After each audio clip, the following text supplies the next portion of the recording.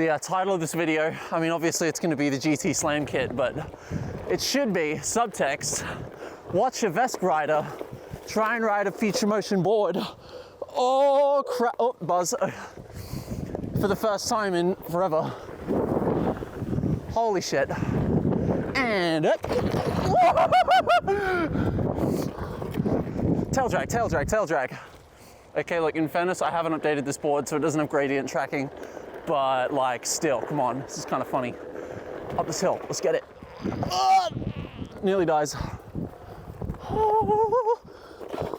Ah!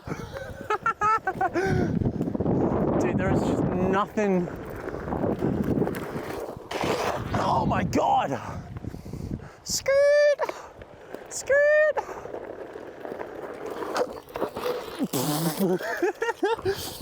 Is it a skill issue? Yes. I can already see Jeff Adair watching this video going, huh, noob.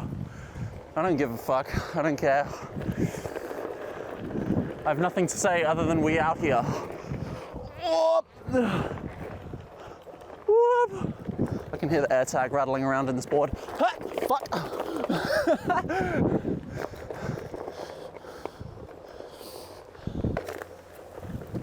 Da, da, da, da. Yeah, baby.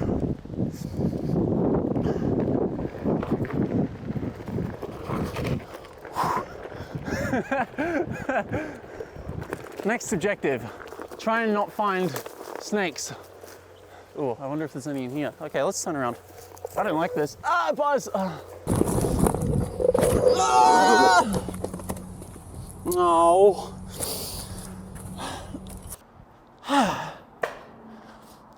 All right, so I originally filmed this out, you know, in the trees and in the dirt, but audio kind of sucked. The camera was too far away. It just didn't work. But you're here for this. So this is the GT Slam kit. Slam stands for slim lid and mushies. Super simple. So the front lid of the normal Future Motion GT controller casing is kind of thick. It's like what? It's like 1 centimeter thick on stock. But this is a slim aluminium machined piece, which is, you know, 3 millimeters thick, nice and slim. You bolt that onto your stock Future Motion casing, and then it matches the dimensions of my Val GT custom controllers. So then you don't need to do the absurd Vesk commitments that you normally do if you want to use one of my thin GT Mushies casings. You can instead just use one on a Future Motion casing. So if you've done a GTV conversion, GTFO conversion, you've just thrown in any other Vesk, or you're still on a Future Motion, you know, regular board, then you can suddenly have access to this super thin custom front foot pad. Now, so far this has been fantastic for a stock board. You can see here on the back I've got a Cush wide from the Float Life, which is like 2-3 centimeters thick in some places, whereas at the front I've got my 8 millimeter thick, super thin GT Val Mushies foot pad, which completely changes how thick the front of the board is. It's massively thinner than the tail.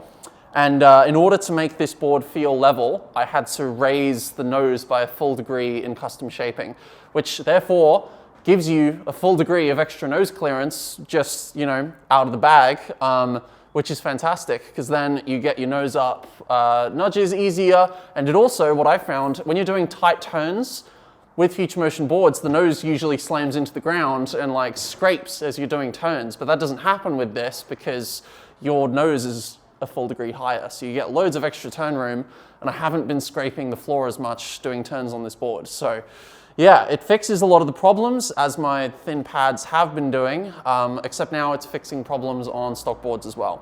Thing to note though, if you're using this with stock Future Motion controller with stock Future Motion firmware, you're not going to be able to tune and dial the sensor as much.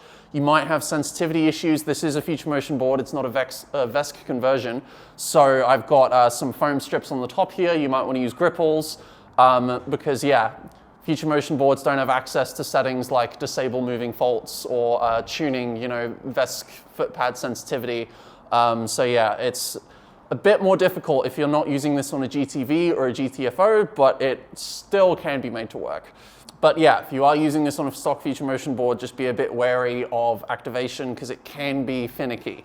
Yeah, I did have some struggle with this for the first 15 minutes until I put these foam tabs on and it's worked flawlessly. But yeah, this really was the best feature motion experience I've had out riding on a trail compared to, you know, any other time. Obviously, I'm going to be jumping straight back on Vesca after this, but this is fantastic for someone looking to make a sweet improvement for a simple drop-in system.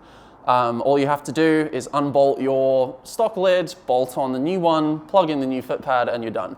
The final version will have a machined polycarbonate piece, which will allow the light bar to still work. It'll all still be functional. And yeah, that 3mm aluminum plate, not gonna flex at all. So this is a super squishy foot pad and you're never gonna have any problems. Yeah, that's pretty much it. It's a simple system, it's elegant, it works. That's all there is to it. Yeah, if I haven't put it on the store by the time I've put this video out, then it'll be there in a few hours. I don't know, busy day, but yeah, that's that. Good luck, have fun, the usual.